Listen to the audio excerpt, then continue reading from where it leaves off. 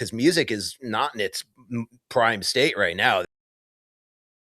This is like the lowest state I've ever seen music, in my entire life. So maybe we need AI to shake things up or do something different.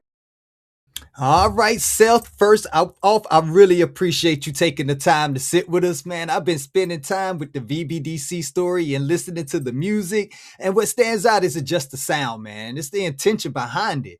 There's a real sense of honesty, reflection, and willingness to evolve without losing the roots. I don't want this to feel like a standard interview or a press run. I'm more interested in reasoning behind the music, the experiences that shaped it, and how time has been moving through you as an artist and as a person. So I'm definitely glad that you took the time to come out, and we'll just take this conversation. No rush, no scripts, just let it unfold naturally. So how you been feeling this week? Oh, I'm feeling great, man. And thanks all first for having me here. And hello to all the audience and the people of the Reggae Hour podcast. And I love that introduction. That was a very, very thoughtful introduction, man. Thank you. Oh yeah. I do my research. I know I kind of been busy and touch and go, and we've been trying to do this for a couple of months now. But I've been listening to your music ever since you dropped the album with Eric Sermon. Loved it. Loved it. Keith Murray. Keith Murray. Keith Murray. I said Eric That's all Sermon. right. I mean, I That's just all right. watched the video with Eric. Yeah, no, that's all right. They're homies. He produced Keith's first three albums, I think. So Right, yeah, exactly. yeah. Yeah, the hip Yeah, hop yeah. history coming back to me now. That's a guy that I'm from the East Coast. I'm from New York. So Okay. like he's like like a real superstar to me. I still remember I was driving to my girlfriend's house in Staten Island, I think 1992 or 93, and I was early and she wasn't there or something. So I went to Sam Goody. I don't know if you remember, you used to go to Sam Oh Goody yeah, and you put on the headphones, listen to everything. And everything. I already loved Get Lifted and Most Beautifulest Thing. So I just actually bought that album sight unseen. And I went and I listened to that in my little Jeep Wrangler as I drove to my girlfriend's place, and I was like, "Wow, this guy's like my spirit animal, man. He's like talking directly to me, like so honest, and like such an interesting viewpoint and stuff, and just like something I'd never heard in hip hop. It's kind of common now. It's like part of like the underground backpack scene to be like real honest and self-effacing, but at the same time, like tough and streets, and it just had everything for me. So it was always a dream of mine. I was like, I wonder if it's possible. And then one day I just found his manager's Instagram, and that's how it started. Oh man, right there, Yeah. Instagram, right there, making connections. Yeah, and we actually recorded that verse of his, or he went on the whole song. Actually, we recorded that in 2019. So, and then the Oh whole wow, lockdown and everything happened. So we kind of yeah. sat on that one for a while, and it became a remix, and other things happened, and then we got to do the music video and everything. So yeah, it's pretty wild, man. Pretty trippy, honestly. Life gets pretty trippy the older you get. It's facts right there. I mean, right there, just to be able to work with somebody that you idol like for a while right now. You I'm pretty sure you took some elements of that hip hop that you heard through him and placed it into your music. Oh my god, yeah. I mean, I was a huge hip hop guy in the '90s.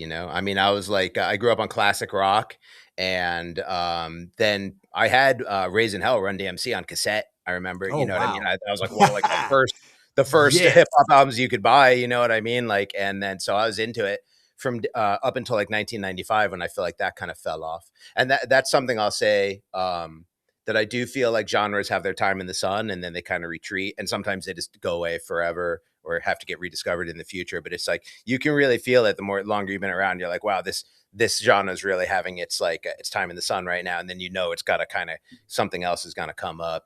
So there, Exactly. yeah. So I felt like I really was there in New York enjoying hip hop in its peak, but always into rock and alt rock and grunge and. It's funny. The first reggae I was ever really familiar with, aside from like Bob Marley songs that were on the classic rock radio, would have been Dance Hall Sundays on Hot 97 in New York. So like before I even knew there was different genres of reggae, I was listening to a lot of dance hall reggae.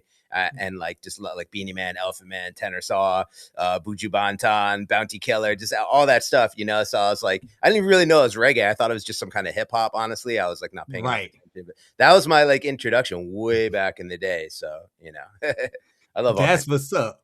So Yeah. tell me about your transition from dancehall into Astro reggae to do No, man, dub. I still do all kinds of music, honestly. Like I'll do like a metal song and just not release it or something. Like I've always loved just like the freedom to do exactly what you want to do. And when it comes to like like reggae roots, it's like like I have to keep distinct in my head, like reggae, the genre of music, and like reggae, the kind of Jamaican culture. And by the way, there's like all different Jamaican cultures that don't even agree with each Mhm. other. Some people are beef patty, some people are ital is vital. You know what I mean? So it's not Yes, like yes. Jamaicans move as one like super organism. I have people ask me like, what do Jamaicans think of like, of me doing dancehall? I'm like, which one? You know, like Right. there's people in Jamaica that don't even know anything about reggae or they're into jazz or something else. It's just human beings, you know. So I try to keep reggae the genre, like the style of music, where downbeat is the upbeat. From African music, you know, you have the skank and the bang on the 2 and the 4, and instead of the, you know what I mean. So it's like that's the genre of reggae to me. You know, it's like a mixture of African music and blues and R&B and stuff like that. And then there's like the different Jamaican cultures that, which I don't belong to any of them. You know, like I'm straight up American. So, but you know, so I always try to keep those ideas separate in my head because like I want to explore ideas that aren't present and like aren't represented in reggae, you know, or like whatever I feel like talking about. So I really don't think there's any boundaries or limits to it, and you don't have to get like intimidated by like an existing scene and feel like you've got to find your lane within that. You can, if you feel like you have a good direction that you're going anyhow, I say it's always better to like go, you know, march to the beat of your own drummer. That's a good way to look at it. I mean, you have a lot of different styles out there, and the reason why art exists is because everybody is versatile in their own right, in their Right. own way.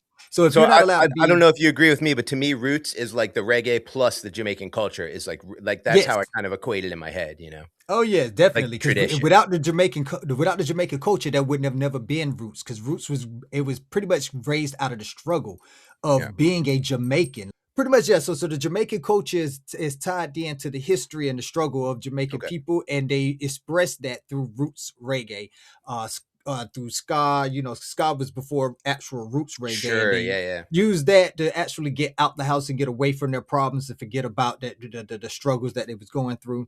So it's they say that anybody can use it. They don't. They made it for the world, but to say that you are like the roots, Mm. you can't no.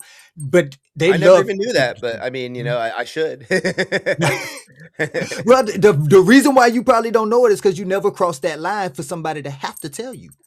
You know, I do often. I'm a person who catches a lot of static always throughout life. Like I people do tell me a lot of things. So it is possible that someone has told me, don't do this, don't say that, don't claim this. And I'm just kind of like blah, blah, blah, you know. But yeah, I mean, you're right. It's good to know the history either way, you know. But it's also good to be an iconoclast, you know, so it's good to both.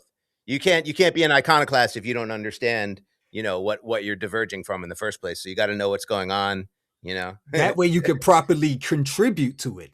Yeah. You But know. more than anything, more so than just even if you're Jamaican and you're claiming roots, I think like the most important thing is to understand like the meaning of what you're doing. Cause like a lot of people, you know, will say they want to be like they're headed towards Zion, they're against Babylon, all this stuff. But it's like you got to be really careful because if you're just going along with what sounds good, and I think you know that probably is good, but if you don't know the reasoning behind it, then you're going to become the kind of person that's easy to persuade, and you're going to wind up going with something that's bad. People are going to take advantage of your good intentions. So as long as you think about what you're doing and you're like living consciously and making conscious decisions, and that you know, I think that's good. So you know, reggae has a lot of positive messages in it, but you got to think them through yourself. You can't just trust the artist, the singer, you know, because I met a lot of these guys backstage. Trust me. No, I'm just joking. And that's the truth though. I mean, that's in the message behind it is what you actually should be absorbing, but you have to dissect it and understand how that message works for you. And like you said, them buzzwords, Babylon and Yeah, Zion, and they bless up and big ups, and yeah, people say they hear the language and it's yeah, yeah, beautifully crafted, and yeah. they you know they fall in love with the but they Yeah. fall in love with the vanity of it, The the vain style, part, the style, you the know. fashion. And Yeah. for them, it becomes a fad, and then that Mm, what they say about fads, they pass away. that's No, true. so Yeah, that's yeah, why. yeah. Yeah, that's why I'm so glad when I was listening to y'all because I was I at work, appreciate just you, I man. had it in my ear and I was listening. I was like, see, now this right here, I can blend this in seamlessly with the rest of the music that I play and not have to worry about taking away or diverting from it. So we're like, we could tell you did your research on it. And like with your when you look at your journey with Venice Beach Dub Club, like who were you trying to be when you first started? Well, it wasn't what I was trying to be. It's what I was trying to do. You know, I was trying to enjoy my life more and kind of provide something. And above everything, I've been doing music my whole life, and it's always been an attempt I figured out to communicate with people. Like I have these complicated ideas, I'm like kind of like a solitary person. I love to walk and just think without even headphones and just having conversations in my head, try to think through stuff. And I love philosophy and stuff like that. And if you try to like tell one of your friends something that you've been thinking about, like they don't take you seriously because they know you, they've seen you get drunk or trip or fall down, you know what I mean, fart or something. So they're like, they don't take you seriously. A stranger will take you more seriously. But if you really want to communicate with people, you got to kind of let them discover it themselves. So that's what art is, you just make the song and don't say anything and let them, you know, go through it themselves and forge through it themselves and derive their own meaning from it, and then they have an attachment to it. So music for me, as well as any other kind of art I ever did, is just an attempt to communicate with people, really, to reach people. I love that you said that because that's why I like to do my interviews post song release. Whenever you got to, I will promote it for you, but let's do the interview afterwards because we want people to get their own story off of your song. That way, when you're telling your story, they go, "Oh my God, I can relate. I know exactly what he's talking about," because they just got through feeling it by listening to your music. So let me tell you, who did you have to like get rid of in yourself in order to become the artist that you came today? Oh, like how did I what kind of changes or what did I have to leave Mhm. behind? Oh Yeah. man. A lot of it is you have to come to terms with like I've been in a lot of different music scenes, you know what I mean? So it's like you start to see after a while a scene is a scene is a scene, you know what I mean? So like if you're very focused on a scene and your place in that scene, you're going to be kind of performing like a cog, you know what I mean? Cuz everyone in the scene is doing the same stuff. They want to go up, they don't want to go down, they want to know the cool people, they want to go to the green room. Like everyone's trying to do the same thing. Rock, punk, reggae, everyone's there for a reason. They're playing their role in that scene. But if you approach it like that, then that's what you're right away your creativity is stifled because you're just going to be filling like a known role. So but what I really had to get rid of was like how it feels. um am I being accepted day to day? Like, are the people immediately around me understanding my music, or do they think it's bad or wrong? Do they think it's controversial, or I have a mixed up idea? Or do they want to talk to me about it or anything? Or how do they feel about it? But like there's like 8 billion people in the world. So like if you're just focused on the little scene you're at and being the man in that scene, you're really limiting your creativity and your potential with that. So I had to like let go of there's things I could do to like play more shows and do more support and do get different features or do features or stuff. But like I'm really just focused on like making the best product I can just for like its own merit. And I'm also 49 years old, so I'm not like as super concerned with being cool anymore. But yeah, so that's what I had to leave behind was just like the everyday feelings of like who the 10 or 12 people in my life that are important to me. Like how are they, like how much am I kind of constraining myself like for their opinions or just for like the little scene wherever I'm at Venice or something. Like does that really matter that much? So I don't know if I'm answering your question right, but I mean I still feel like I have a lot of things myself I need to let go of. And self honesty is like if you're honest with yourself and you're trying to improve yourself and not get dragged down, that's like a lifetime process. So you never want to get too confident and feel like you're doing great at Right. it. Right. You got to keep growing. You You gotta got to be keep humble. growing. Humility is like a very Mhm. important thing, and like it'll make your music better too. Humility. If you become very self assured or very confident, you know what I mean. Or if people are telling you everything you're doing is great. I mean, you see how a lot of like amazing artists fall off and start putting out bad albums.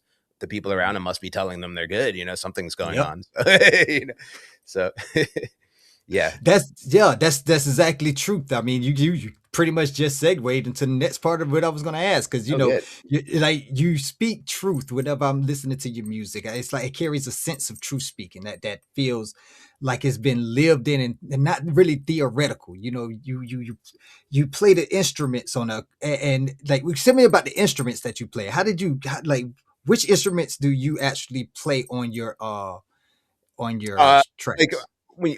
I play the rhythm guitar on the tracks, but I write all the instrumental parts. And we've been my producer Big G, he's like a guitar virtuoso, so he plays lead guitar, and then between the two of us, we track the keys for the most part on ourselves. Now, there's certain songs where I'm like, this song, the keys are important, like so I'm going to bring in David Grospe or one of my friends to like play some boogie woogie blues or whatever I want. But for like the average, I don't even want to say roots, but for the average reggae song, if it's just a skank and a bang, it's like we can using MIDI to fix it. We can make like a really solid, good sounding piano and organ tracks and stuff like that. So it's mostly like me, Big G, and sometimes Ben G who plays bass. But I'm for the most part writing all the music for all the instruments, and we start from there. But Big G does a lot too. Right, right. That's see now that's the way that you was able to actually put these pieces together. You say you write the all the instrumentation. That right there has to take some kind of like Autism. I was gonna say more life experiences, you know. Okay, I appreciate that. Yeah, thank you. But autism, yeah. Yeah, Because like an I'm intense autistic. focus, like getting really sucked into something, where the time Yes. flies by and you can just do it. It's a really cool thing about life is when you discover there's something you can do. You know what I mean? And like then that is like, boy, is that a saving grace? Because instead of playing video games or whatever, you're actually being productive. You're like, wow, I feel good. Like I'm able to do this. It's everything's clicking and falling into place. You want to do it more.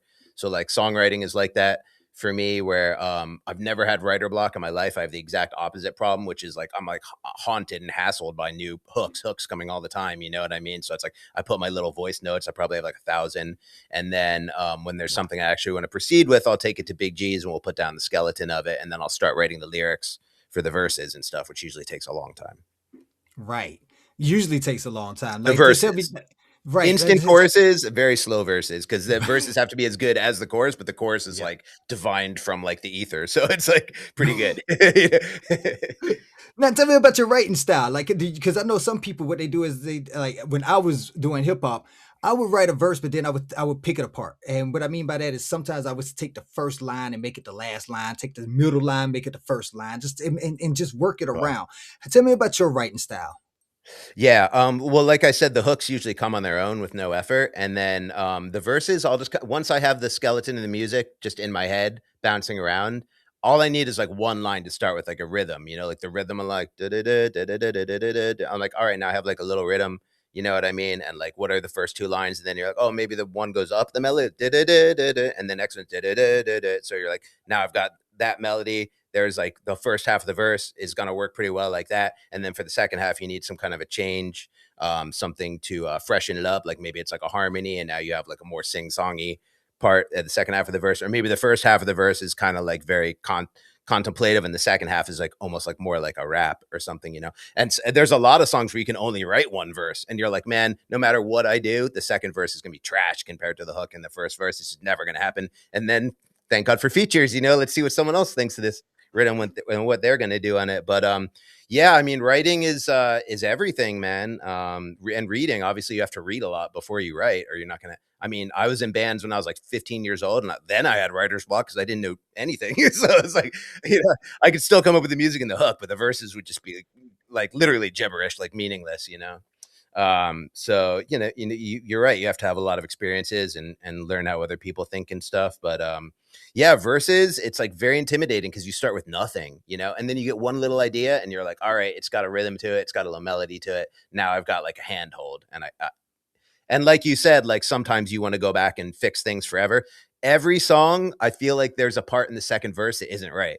You know what I mean? Like that second verse, there's like one line where you're like, it's really not cracking like the rest of the song is. It's not perfect. And you're like, eventually I'm just gonna have to release a song with this one word or line.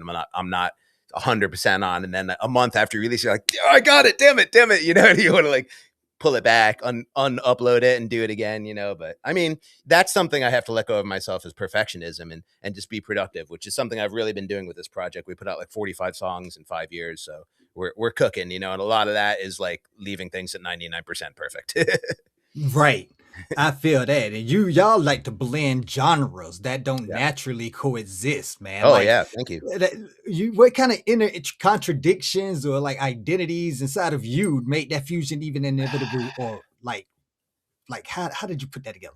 Man, I mean, a lot of it starts with like what's like the vibe. Like a good example off this of the second album, our new album is "Good Advice" featuring Chicano Rock, which is kind of like it starts with like a drum machine. It's got acoustic guitar, kind of like finger picking in it. It's got a boom bap like drum machine, and then it's got like a Mexican guy rapping. It's got us singing kind of really whiny country harmonies and stuff. But everything is like of one vibe. Like a lot of hip hop and country is like trying to stay positive while the world's like collapsing on you. It's like kind of the same thing. So it's like, how would these country guys and this guy from the barrio, they're singing the same song together. They feel the same way. They've got the same vibe, and it reflects the vibe. And the music is kind of a mashup of different things too. So that's a good example of, I have these influences and I've listened to all these different kinds of music, so it's available there.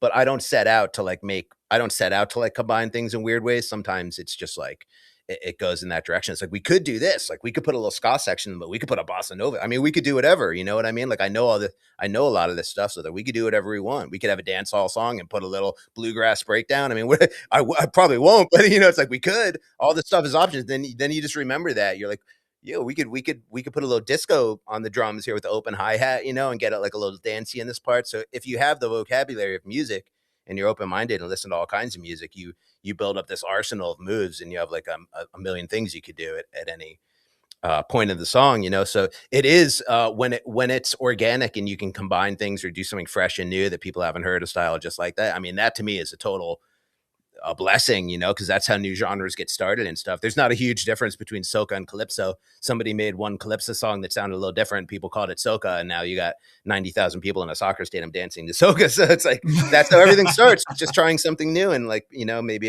it has some traction or people feel it.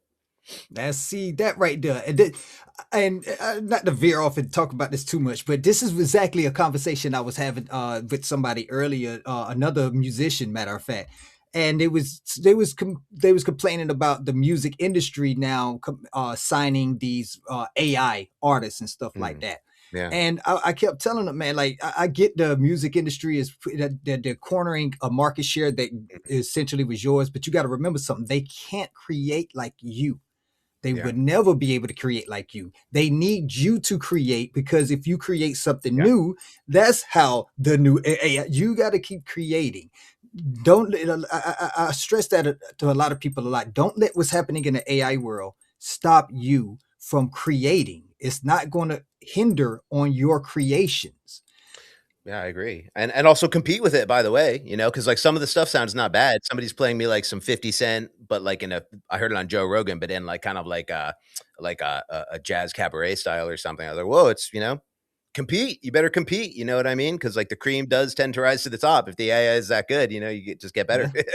Exactly. And you always going to have your fans. They're never going to go anywhere. If you actually make that genuine connection, you're always going to have your fans. So that's something that every artist should be working on, is connecting with their audience.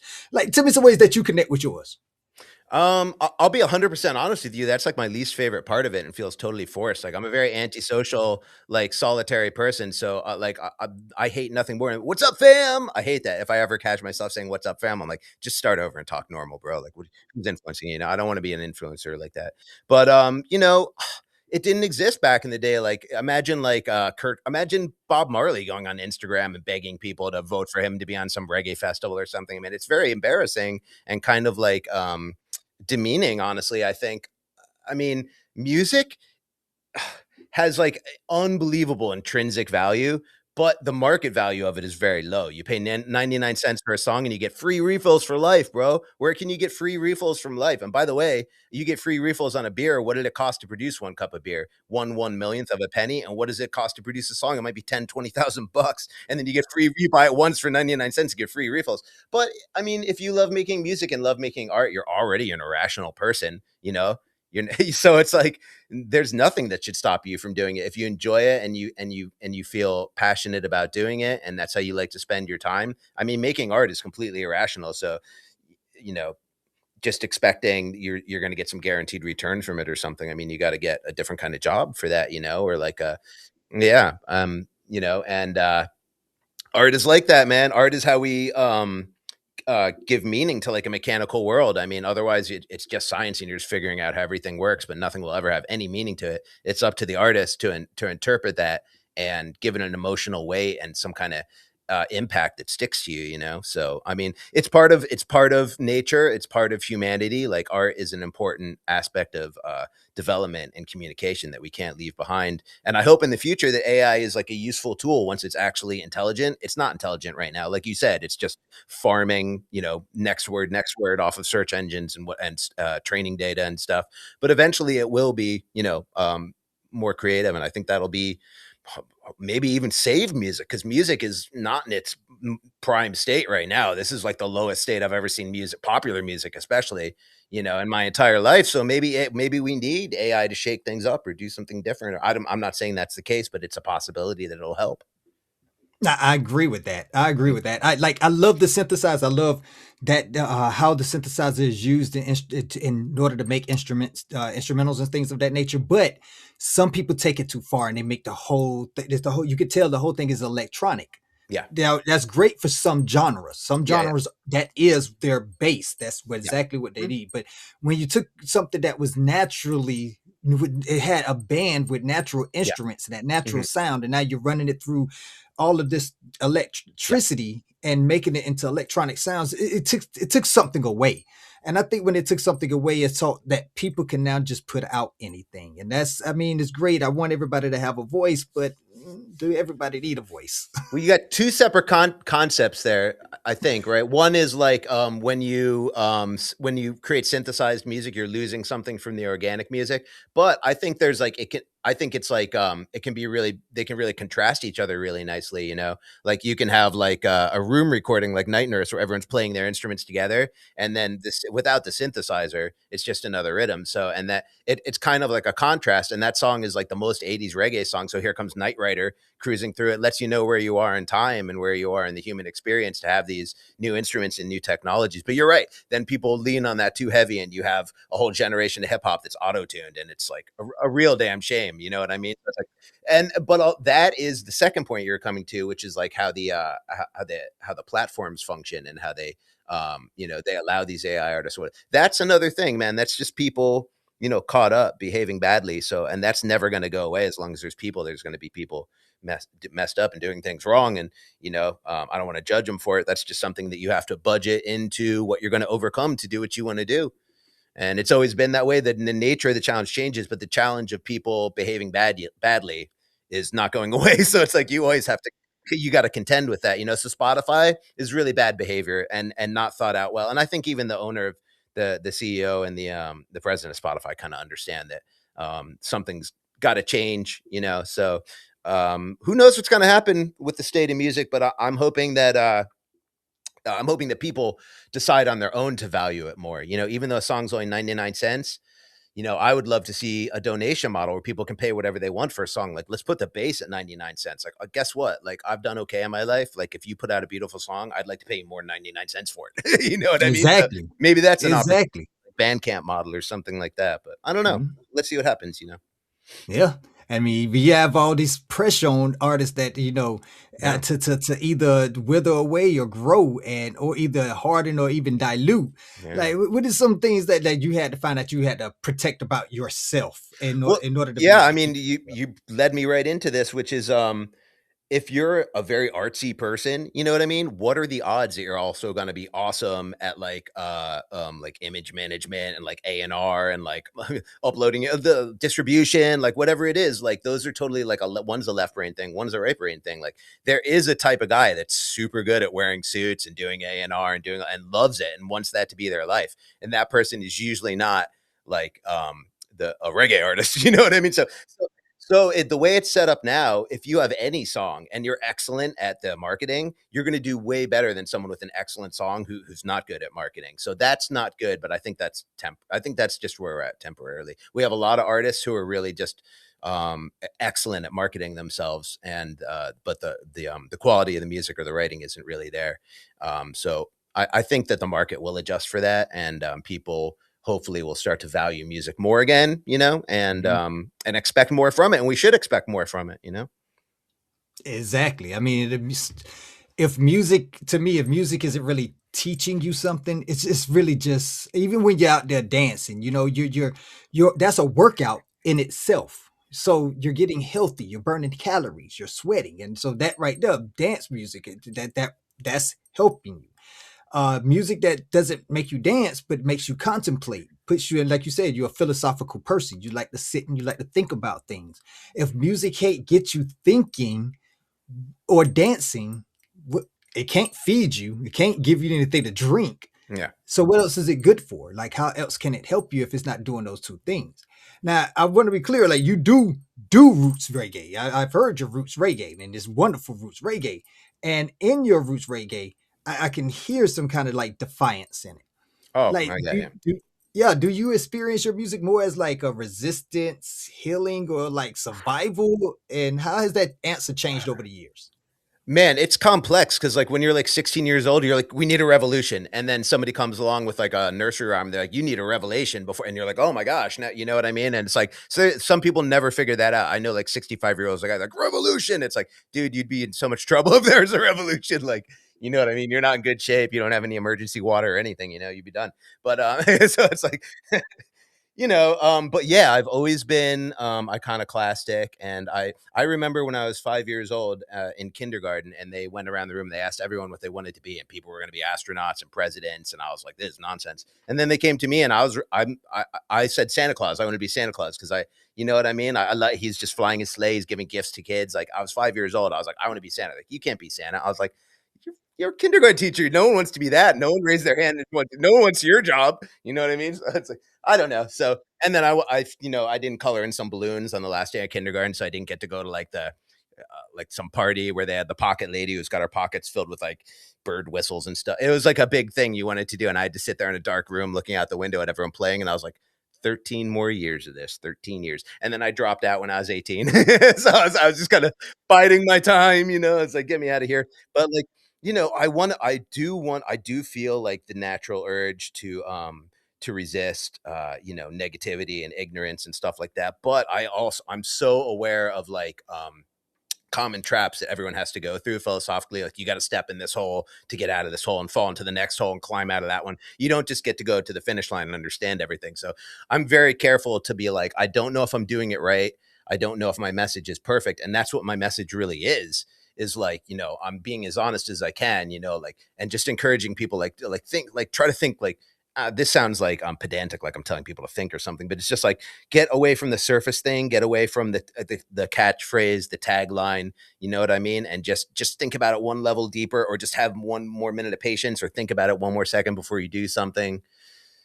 Because music does really have a big influence on people. If you tell them to go out there and get in the streets, I mean, they will. But like, I just want people to think for themselves and to it's a skill. Like thinking is like a skill. You're not just like born with it. So that's I would feel more company in life if other people thought more. So it's like that my music is trying to encourage people to be more, just think more, like not that they're bad or they're wrong or they're dumb. I'm not calling anyone dumb at all, but just like you should do a lot of thinking in your life. Like think about something, think it again, think about how the opposite of it, think of the people who disagree, how do they, you know what I mean? And just really don't get overconfident. So that's like that's what the message of my music is kind of transformed into, is like the journey is the message. Whereas like the first album, it was more like message driven. Like we had the first song is like Smoke and Mirrors. It's like an anti-Babylon song. It's a really good song, good lyrics and everything, but it's kind of basic, like surface level thinking, So I wouldn't do that again. The next song would be about there's a song on the second album, a Simpkin Project, called Change Yourself. So that's I think is the real revolution, is just the only thing you can really control in nature is what's inside your, or it might not actually be inside your head, but whatever it is, your consciousness, your inner experience, that's the only thing you have any control over. So only by changing yourself can you affect the outside world. I really believe that. So it was just about putting that message into a digestible form. So it became, if you want to change the world, you got to change yourself. You can't change nobody else. And it's that you can't change nobody else. You kind of sing along with it. It's a little tag. And so hopefully when people are singing along with it, they're like, man, I really can't change anyone else. Like posting all these Instagram stories about how people are on the wrong side of this or that, like isn't going to do it. It ain't going to work. So what can work? What can we do different that will work? Making art works, thinking more works, being humble and letting people see that you're not self-assured and you're still working through things, that like little things like this are useful. And then some things just don't work at all. So it's like good to move past those things. You can't change other people. You can only work on yourself. And that's where the real revolution starts, is everyone focusing on themselves and growing and improving themselves. I mean, that's something that's hard to stop right there. Man, that right there, all I kept hearing right there when you was talking is just when Marcus Garvey said that emancipate yourself, Oh my God. free I love yourself from Marcus mental Garvey. slavery. And then Bob Marley put it in Yeah. his song. You know what I'm saying? Really amazing. Emancipate your. You got that right there. That's the core of roots right there. That's Please, for actually, if you're gonna be a Rastafarian, please actually read Rastafarian, because I read this stuff. I'm not a Rastafarian. I know it's in there. I know a lot of Rastafarians that don't know what's in there. You know.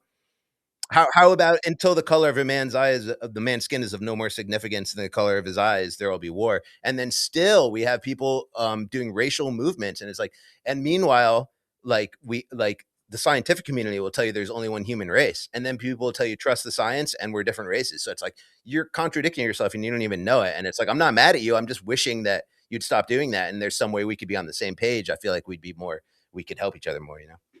like you said, think more. Yeah, think more. Think more. You Yeah, think be humble, read you and know? Yeah. exactly. That And right nothing there is is simple. Nothing in life is simple. If anything seems simple, good guy versus bad guy, you know what I mean? Then you know mhm, that you're on some useless surface level. You got to dig a lot deeper, you know? right. Yeah. That's so like divine thinking right Yeah. there. Like critical thinking is very lacking, and it whenever critical thinking is lacking, it makes actually executing very difficult. Yeah. And then what makes the decisions is the emotions, which is even worse, you know? When you're confused, the natural response to confusion or surprise is like kind of like an angry response. Like if someone cuts you off, you instantly get kind of angry and you didn't even mean to. You know what I mean? Or if somebody is saying something you don't understand, you're just getting mad. You know, I mean, you can see it in the street. People just getting so mad at each other, and they're both passionate. This one's on this side, that one's on that side. They're trying to debate and explain, but they're mad. You know what I mean? So it's like you can't allow yourself. I never get angry at anyone but myself, and I don't let anyone see it. I haven't. I literally I don't even have to fight it. I never get angry at other people. It just doesn't happen. I don't hate other people. Like I've conquered these things, and then what's left to do is just work more on yourself. You know what I mean? So it's like now I got to conquer. Why do I get angry at myself? So I'm just trying to improve myself as a person because I don't know what the heck else to do. You know, so it's like I like to focus on understanding and then living in accordance with understanding. You know, so those are my two big That's things. great way to put it. I always say you got to be better than the person you was yesterday and surround yourself with people who are doing the same thing. You can't surround yourself with Yeah. people who want to be who they were yesterday because that gets you pulled into the trap. And Unless you have like the Christ consciousness in that, and you've got to go straight into the heart of the leper camp, you know, if you have the power to do that. But I don't know if any living man has the power to conquer themselves like that. But that is kind of like that's what we're aspiring to, you know. yeah, I exactly. That's exactly the road that we're trying to get to. Yeah, yeah, but we're not there. We're not there yet. That's for No, sure. no, So exactly. yeah, but you know, yeah, but we're trying to be positive, and that's the main thing about reggae is it is like it's supposed to be positive, you know, and also it's supposed to be for children, you know, music that the children can use and the adults and the children can enjoy it together, you know. So that's huge. Yeah, I hate the idea of this music is only for adults. It's like, what kind of adults? You know, what's it about? You know, what is it? Why can't kids see it? Like, is it shameful? I don't know. It's like that's probably not right though, because there's complicated stuff in adult relationships. It's not for kids, but it's not like you have to hide it from the kids because it's going to turn them into like a killer or something. You know what I mean? There's like music you got to hide from kids. You can't let your kids listen to drill. Like, you crazy? You can't. You really can't. Music really has a big effect on people. So it's like I wish, you know, reggae was more popular, but I think in order for contemporary regular to get more popular, it has to be better. I think it has to get better, you know? I think reggae had like a real moment, American reggae I'm talking about, had a real moment, I would say like 2009 through 2013. Great albums came out. The Green had like 2 great albums, Tribal Seeds, 2 great albums, The Expanders, 2 great albums, Slightly Stupid put out 2 great albums in a row, and it's like everything was cooking, you know? And then, kind of the festival model took over and a lot of other things changed and stuff, and it's like a lot of those, I mean, you know, a lot I haven't heard a special American reggae album in over a decade. I'll just put it that way. There's plenty of like, you know, they're fine, it's fine, you can bob to it, and the music's nothing wrong with it really, but I haven't heard anything special. And I am hearing special stuff in other genres that are just having their moment in the sun right now. But those genres don't have the built-in positivity and roots and culture and all that stuff. So let's get reggae more popular, you know, let's make it let's all these established artists, you know what I mean? I wish they made more money so they had more freedom to be creative and experimental and to try new things, you know. But like a lot of these guys, I know they're stuck in this model where you gotta tour and you gotta sell the merch and you can never stop.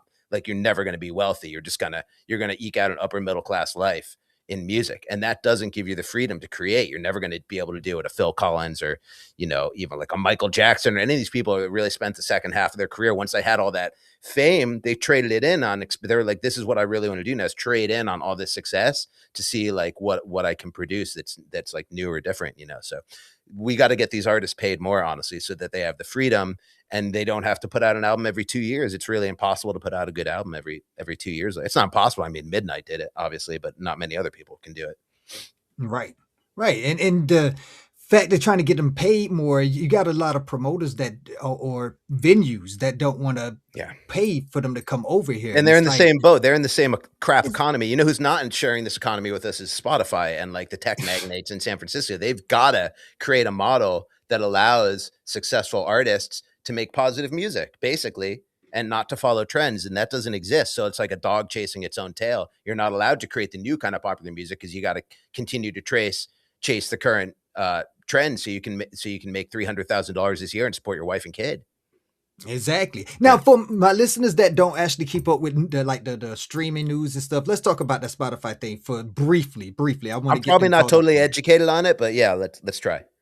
But yeah, so we just know from what I know about the streaming services, it's not a streaming service, the streaming pay, the way that they pay on the streaming Oh and yeah, stuff, yeah. is just fractions. Ridiculous. Fractions. An artist does not get paid what their art is worth.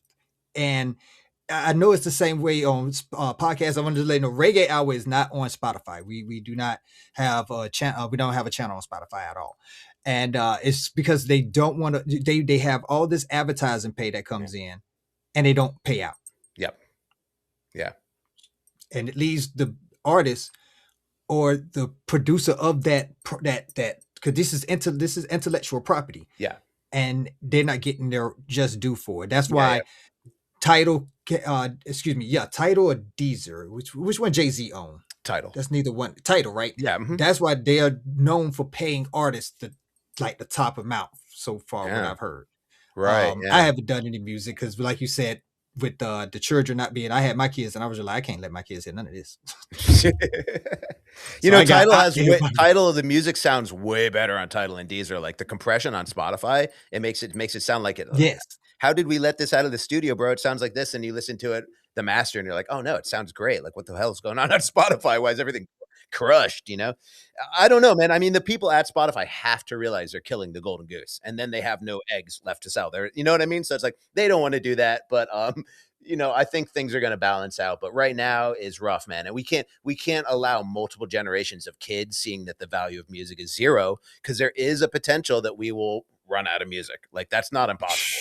You know what I Right. mean? And then all we will have is AI music, and Oh, then you'll have your family on the porch with the, you know, right. with the what do you call it? The banjo. Yeah, the Emmett Otter band on the porch, or you could go jam in the basement or whatever, but no one's going to hear it halfway across the world. Maybe that's better, man. Maybe we don't need to be eating out of season fruits coming from across the world and having mangoes in January in New York City and stuff. Maybe it's bad to have like so much. Maybe it's better if we pare it down some. I don't really know, but I know one thing for sure, and that's it's not sustainable, the streaming payout model right now, and it's really hampering the quality of the music and the connection people have to the music. And we need because like if you think about it, man, like music literally is actually the most valuable thing in the world. And so it's like I'm kind of, you know, and I like economics and stuff like that too. So I'm like, how do you take the most? Like, how do you make gold free? How are people giving away gold? How do you have 90-cent gold, 99-cent gold, and you get free refills, infinite pieces of gold? Because if you really think about it, when like an athlete comes out, let's take like LeBron James, man, like one of the most wealthiest men ever. He comes out to the court to what? Music. And then the president comes out to what? Music. And then Bruce Springsteen says, hey, don't come out to my song. I don't like you. Now Bruce Springsteen is more powerful than the president. You know what I mean? That really happened, you know? So it's like, how did music go from like the thing that everyone was like, please, can we use your music? Like, and like, you know, all these rich, wealthy people are just begging to get close to it. Can I meet the musician? And then we take it and we give it zero value, where that's going to have like ripple effects throughout the whole economy. We just took the most valuable thing and said it's free. So it's like, it doesn't make any sense. You know, I don't really have an answer. I don't understand what's happening. Yeah, no, and then they make so much money off the advertisers and don't share it. Yeah. That's what I had to learn about because with my platform, I'm on ASCAP. So every time I play somebody's song, I pay every time. And I've noticed that it's the reason why people come and listen to these platforms is because they got good quality music. Some artists, the most popular artists have great quality music on Spotify, so that's what tracks people in. But then you got to the artist that's regional or just local, but they got their music on there, and it sounds just like the music that's supposed to be played with the big name artists, but it doesn't. It doesn't have that same quality, and there's a reason for that. And they still getting that advertisement Yeah. revenue while hurting these artists that aren't with the big labels, and it makes artists feel like they got to go to a big label, and you Yeah. don't. You don't. I know that there's an artist in the hip hop community right now. I forgot his name, but he just got certified RIAA double platinum Hmm. without a label. Never had a Right. Yeah. label. He's always Yeah. been independent. Yeah, I Uh, mean, but isn't that kind of like the exception that proves the rule? Like, there's like one or two Chinese guys in the NBA. That doesn't mean everyone in China is super tall. It means there's one. When there is one that's tall, it's like a news story. So it's like the independent artist, like an Oliver Anthony, who goes with no labels. In his first, he puts out one single and makes like $100 million off it, or so. It's like not very common, like. And he had a lot of help from like influencers, sharing it and stuff. I mean, that's like the unknown commodity that really is like these influencers, men, are just accepting money to play your song or I've had people offer me, I'll shake my ass to your song on TikTok. It'll get 6 million views in the first day for $5,000 or something. I'm just like, that's not what I want my life to be about. You know what I mean? Like, yeah, it's just, if there's like there's got to be a price to that. That can't be, that's not who it's just, it ain't, if that's the only way, then I'll do something different, and I'm totally down to do something different. I'll always keep making music, but I don't have to keep like pursuing it like professionally. I can just do it for myself and do other things, which isn't tragic at all. I mean, maybe I will. Everything's connected anyhow. I mean, if you can learn to do one thing, you can learn to do a lot of other things. You know what I mean? And but I don't want to sound negative, because I do think that it has to come back into balance, and artists have to get paid, and maybe something will happen where we come to a crux with AI, where people really see like this isn't doing it for us, like we don't want to make our own Marvel movie with any actor we want in it. We want to see the actual one, right, canon. right. You know the word canon, like the official, like Yes. this is official Oh canon. yeah. How are we even going to have that? You know what I mean? So it's like that's a hard concept to lose, canon. Right. Right. Some things you want to And keep straight. How was it? How was it always? Can we read the same version of the Bible we had, or are we going to keep just changing it? I mean, it's kind of important to like look at the original versions of things. facts. I like the way you put that. Yeah, But yeah, yeah, a lot of people don't understand. Like even with music, that's canon. You know what I'm saying? Like yeah. you That's what I you have mean. Yeah, yeah. yeah, you have the People artists go with back their and people change songs that have been released. Did you know that? yes, yes, That's wild. That's yes. wild. I mean, I don't know. I don't know what Oh to think of my it. It's very futuristic. yeah, and it's been happening for a long time. It's Yeah. actually been happening for a. I remember back in the '90s. I remember a Tupac song. And the what how do you want it? In the second verse, he names a certain person, Dolores Tucker. Dolores Tucker. If Yeah. you find that version, you will be very lucky. And you Oh, need to really? keep that. Yes, there's a whole nother version out there that he took, Oh because I guess no. because of a lawsuit or something like Oh that. my gosh. I don't know the full Unbelievable. Yeah. backstory, but yeah, he took her name out there. Oh my god. Because I used to do that song on karaoke. That's Oh how wow. I know. And now So people will say every that's a Mandela effect. yes, Like, "Oh, exactly. it was a Because I'm real like, song, I remember it." Yeah, it's trippy, man. yes, That's crazy because exactly. like, you can change album art, and I've actually thought of doing that. Like, I had one specific song that I released, and, like, kinda, like I've really not pride myself, but I'm pleased that we've had really good creative, like, original album art for everything, every single. We've got some really good looking, unique album art, and then there's one single where it kinda wasn't, and I was like, "Should I go back and change it? I feel like I should go back and change it." But then I was like, "No, just, don't be a perfectionist." So just leave it the way it is. But it is crazy, man. I mean, and you can change your name, by the way. I can't on Spotify. Like, if I change my name, I lose all my views. But if you're Kanye, you can just do it as many times as you want. So obviously, there's like some special Wow. access panel you can get if you're Right. you're really successful. Like they gonna still push you. Like who is Yeah. Malcolm D. Ruiner? Like Oh, yeah. why he sound like Kanye? Yeah. Exactly, man. Man, look here. It's Crazy. Wow, man. Seth, man, I want to thank you for sharing with the way you did, man. Like this really did not feel like you was talking about music as much as talking about time, growth, and just staying honest with yourself while the world keeps moving. And I really respect the way that you hold the roots without getting stuck in them and how the music stays connected to lived experience instead of the image or just expectation. Like I appreciate you trusting the space and taking the time to reason with us. Much respect. And I gotta say, man, anytime you got any new music, we want to be able to hear it here. Oh, that's amazing, bro. Thank you. This has been one of the best interviews ever for sure. And you're a very thoughtful guy, and I had a lot of fun. And hopefully that the audience enjoys it. You know what I mean? And hopefully they enjoy. We didn't even talk that much about music, but I think that's good, man, because you got to know all the stuff that comes first before it. You got to put one foot in front of the other. So this is important stuff for people who maybe are thinking younger, want to become an artist. You know what I mean? Instead of chasing trends, you got to build your own character, turn yourself into a character, and then you'll be the kind of person that has infinite things to say. Already, exactly. I like that, man. Dude, hey, I'm gonna give you some time right now. Tell us about your band. I want you to and give them a shout out, man, because without them, man, this a lot of this wouldn't happen. Yeah, yeah, we got to go to Hawaii this past year and play a few shows, which was really chill. Big G, lead guitar, my homie Benji, the bassy, my boy Fern Dog on drums. We got Nature Boy on keys. My friend Joe Spliff, percussionist from the band Spliff Vision. I didn't even bring up. I have a record label too, where I produce like younger, Mm. talented artists and stuff. We'll talk about Oh that next wow. time, man. But Oh yeah, yeah, shout definitely. out to the We VBDC still too. got time. We still got time. Oh yeah. Yeah, well, check out Split Vision too. They're the first band we're putting out on my label, Starry Music. I started Starry Music to find, not to find, but I already found incredibly talented songwriters, like real ass songwriters. They just got their acoustic guitar and their voice, and they're writing hits. And I'm like, this is perfect because I will enjoy making it into like a crisp production with all the other instruments and the arrangement and everything, you know. So Split Vision, check them out. Straight out of San Pedro, straight out of the ghetto, man. These guys really live the real ghetto experience, and they're coming with positive reggae music. They're a family band out of San Pedro, so check out Split Vision. We did two really nice music videos and put out 3 or 4 singles, and we got a whole album coming from them. And so yeah, also if you can, check out and support Starry Music. Thank you. Already. Now, how did you find Split Vision? Man, just they're friends. Like I seen them playing, and I was like, this is the real deal. Like, I'm very, when it comes to music, kind of picky. So like, I won't say anything negative. I just won't say anything. But like, I'll say a lot if a real ass songwriter comes on. I'm like, these songs sound like hits, man. These lyrics are good. Like, this is they've got it. All they need is someone to record it. So it's like these guys have had it, for a long time, and like they just need someone to help them. They're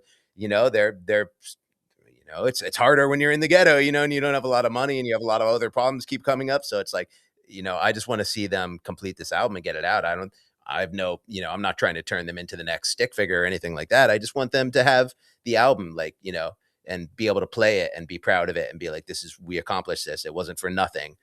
This is like our permanent token that like we did something we produced.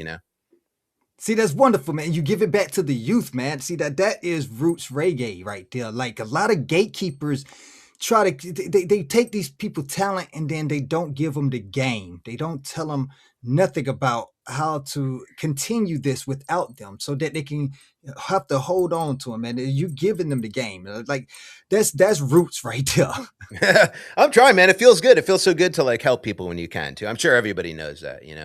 So it feels good to help if you can. And like it's good to support your friends, you know what I mean? But it's also good to support the best bands out there, not just your friends' bands, or your local bands or the homies that you play with or something like, like if there's someone out there that's let the people know, hey, this guy's like, you don't get too many real good songwriters coming around like that. So Conquer Spliff from Spliff Vision, he's one of them, the homegirl Dora Lee. So, we got some projects we're working on with that too. The younger generations and, yeah, man.